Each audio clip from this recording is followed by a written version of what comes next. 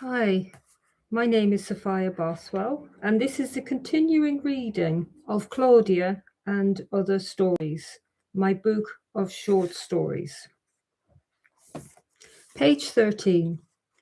I tell you these things not to blame, but to understand what she went through and how the journey of her life still had worth, meaning, healing, and how, for this young lady, the healing happened. The peculiar dynamics of such a journey. For example, she still was offended that he had no reaction to her leaving. This hurt her immensely, to think that he did not care, that she would even think of leaving. It hurt her that he did not care. A part of her wanted revenge, a part of her wanted him to feel the pain, for he had inflicted so much pain on her. She wanted him to want her back. But her sanity knew that he was abusive. He had punched her in the face several times over the years, and he had taken her thumb once when she had reached out to hold his hand, and he had bent it back, and it had snapped. He had screamed in that manic way druggies do, realizing they have entered a horror story of their own making, only to emerge smug, aloof, and in denial of any wrongdoing. Afterwards, he refused to talk about what he had done. But she knew that in that act of violence, the last straw had been come across for her personally. Why she was in such an abusive relationship she did not know, except to remember the power struggle with that long ago classmate when she was a child, and they were often embroiled in some sort of argument or teasing or physical fighting. But as a child, she did not really know what was going on, coupled with a working, aloof mother that really was never there for her. The grief, the tremendous grief got buried, but unaddressed trauma bonds formed an unconscious pattern to be repeated until healed. On the train from Kensington to Wood Green, Claudia felt sad. Sad to be leaving that lovely flat that surely had been taken from her.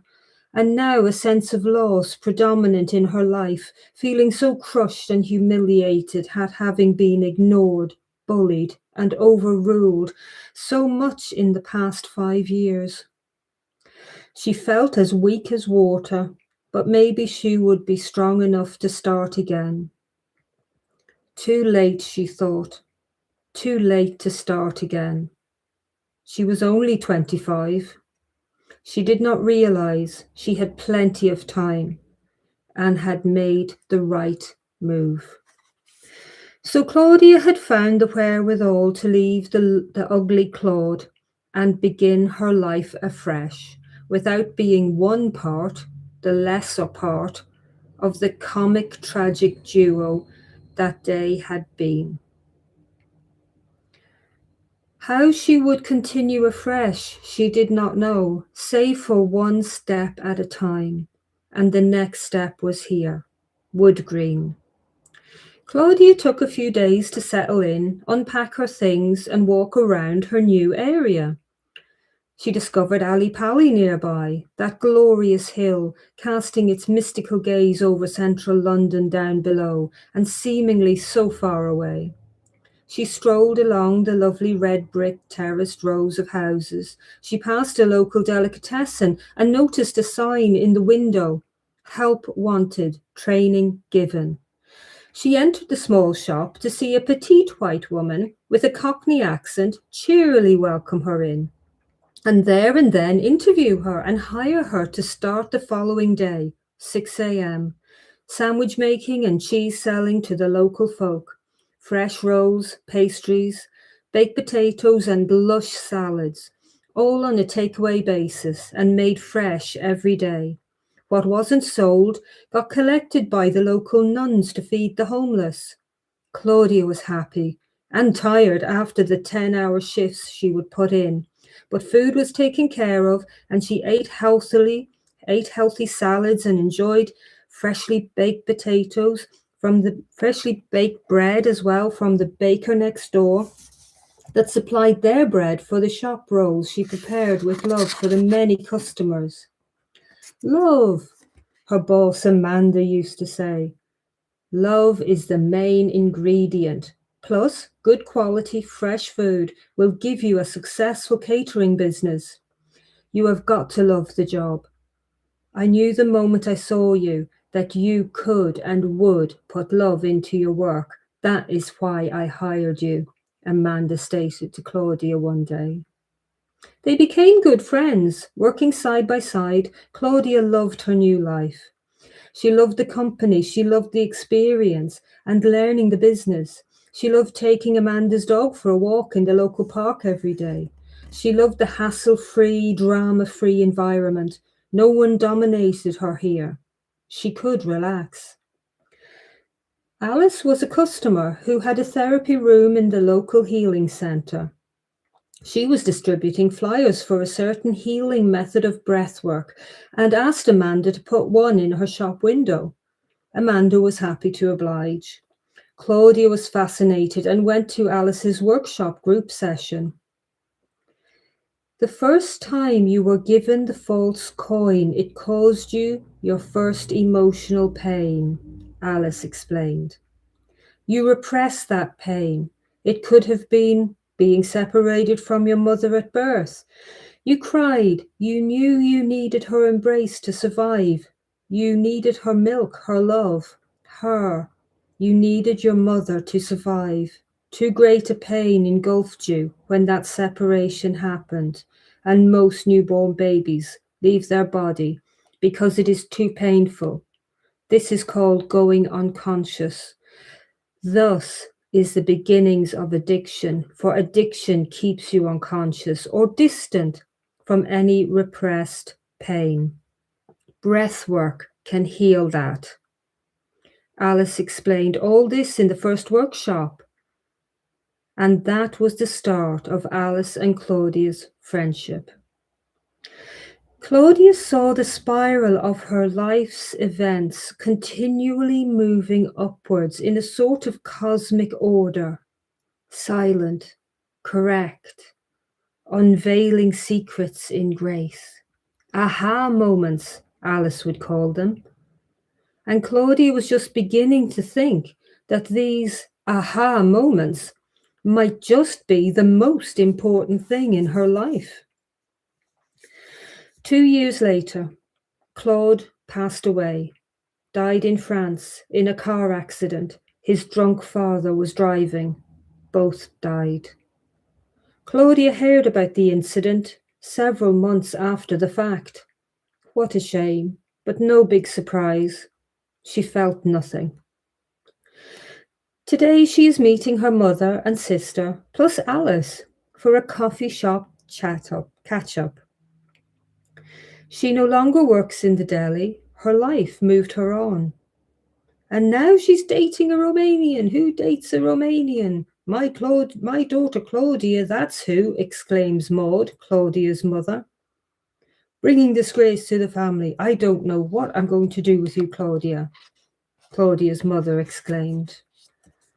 Mum, you know you haven't changed your dialogue with me in over 30 years. You used to exclaim, what am I going to do with you, when I was a kid, a teen, and now? Maybe, just maybe, you could become aware of what you are saying and that it may be slightly racist and how it affects me. Be aware that you are just repeating an old dialogue, maybe even one that your mom said to you. My mother never even spoke to me, Claudia, never. Can you imagine what that is like, to have a mother that does not speak to you? Maud, Claudia's mother, was in pain and very dramatic, speaking way too loudly for a coffee shop. No, but sometimes I wish I did, Claudia mumbled humorously, just before taking a sip of her herbal tea and casting a glance at her sister Chris, who was suppressing her laughter. But both noticed a glimmer of a smile momentarily wisp across Maud's lips. The truth of the joke not lost on her narcissistic being. You used to be a model, Maud, didn't you? That must have been exciting, stated Alice, knowing exactly how to secretly drop a healing balm expertly into any situation. The drama queen that is Maud instantly perked up at the attention. In truth, she loved hanging out with her girls and their good friend Alice. It made her feel young again, and she got so much positive attention, attention that she had rarely gotten in her own youth. 2 more years further down the road of life. Yes, Claudia had dated and even married a Romanian, as her mother persistently called the young man. But Claudia also left him. In fact, Claudia was only recently separated from her handsome Romanian husband and the father of her 6-month-old baby George. The girls, that is Claudia, her sister, and Alice, were again meeting Maud, Claudia's mum, in Cafe Nero, Knightsbridge, just across the road from Harrods. Claudia's husband, the Romanian, had indeed very quickly proved himself to be a withdrawing, critical sort of creature. How sad. Because on paper, as they say, he looked so good. There was no physical abuse. He was good looking, had a good job, home every night when he was supposed to be home, but he was never really there, staring into the distance, one word answers, and criticism was not a great cocktail. But you see, Claudia was unconsciously used to it. She had forgotten that her mother was exactly like that. She had deemed it normal or just the way he is. It is a shame that that sort of normal is, in fact, the echo of abuse.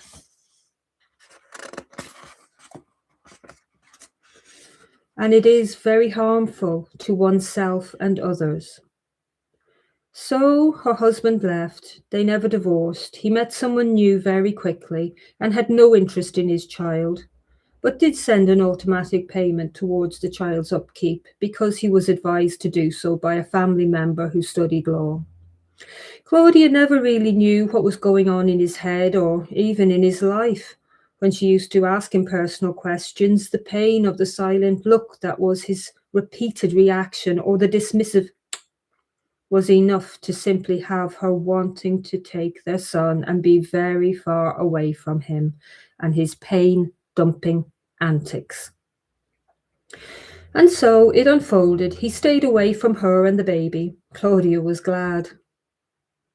So the conversation veers to Claudia describing the birth. I wanted to stand up, but they wouldn't let me. They practically pinned me to that bed. I felt I was being attacked. Claudia was upset and close to tears. She had been deeply hurt and traumatized by the way the midwives had treated her, so much so that she and her newborn and her queasy, silent husband had left the hospital via minicab a few hours after their beautiful, big, healthy baby boy was born. She never looked back. Her fear of hospitals only increased and reinforced her vow never, under any circumstances, enter one again, not even for death. Why didn't you speak up, Claudia? Her mother Maud admonished. I was terrified, Claudia exclaimed, close to tears, and regretting ever starting this particular conversation, which was not a good one to be having in a public coffee shop in Knightsbridge. That's always been your problem, Claudia, her mother continued sharply, insensitive to Claudia's obvious upset demeanour. Ever since you were a child, you never spoke up. Thus Claudia's mother had successfully garnered attention, even if it was just the intention of others noticing how cruel she could be. Chris was silent. Claudia's mother, Maud, had a satisfied smirk on her lips, successfully, albeit unconsciously, absorbing the narcissistic hit of energy that attention afforded her. Alice looked on, fully aware of the energy dynamics of this interaction. In her sage wisdom, she was silent, but a shared glance between her and Claudia confirmed that they had acknowledged what had gone on and were able to rise above it with a weak smile, mentally noting that a longer amount of time would be allowed to elapse before she agrees to meet with her dysfunctional mother again. In the pastel shades of life, we weave our joyous, invisible eternity, outlined with darker hues, defining moments, outrageous acts, and healing grace. Alice detects a way forward that may be interesting. Many felt she possessed what they referred to as Magdalene energy, a strong, healing woman that healed folk in everyday interaction, helping alleviate situations and spread light, as it were, in darkness. And there was a darkness around Maud that needed healing. Maud, please tell me about your life when you were young and here in London. Maud's eyes lit up, yet suspiciously darted around, not fully trusting that what she said would not be used against her, as it were, then realised that her girls had always been good to her, even though she realised on some level she had a compulsion to put them down, keep them in their place, so to speak, and that actually was becoming painful. That realization was painful. She did not fully understand it. But to have grown children that were more insightful, more compassionate, more forgiving than you was both a dawn and a death that perturbed the woman Maud. However, to have the delightful attention of her daughters and their friend Alice was too great a temptation to resist. She could be one of them, young again, and she loved that feeling of how they did accept her, until she would ruin the experience with some cutting remark, usually sprung unbidden from her pre-programmed mouth, before she even knew what was happening, save to recognize that the atmosphere, that previously nurturing atmosphere, was shattered, and she knew not why. It saddened her that she knew not why, yet suspected her girls and Alice did. Maybe she would learn and dissolve whatever it was that was a barrier to the truth of her immense love for her daughters and their friend. Even in limitation, there is joy. Claudia and Other Stories, ending this section of reading at page 23. Claudia and Other Stories can be obtained from Lulu Online Publishing, that's LULU Online Publishing.co.uk, along with Sophia's other books, Healing the Eating Habit, Addiction Demystified, Sometimes We Cry When Freedom Comes, The False Coin, Wildflower Woman, and Healing the Eating Habit. Until next time, bye.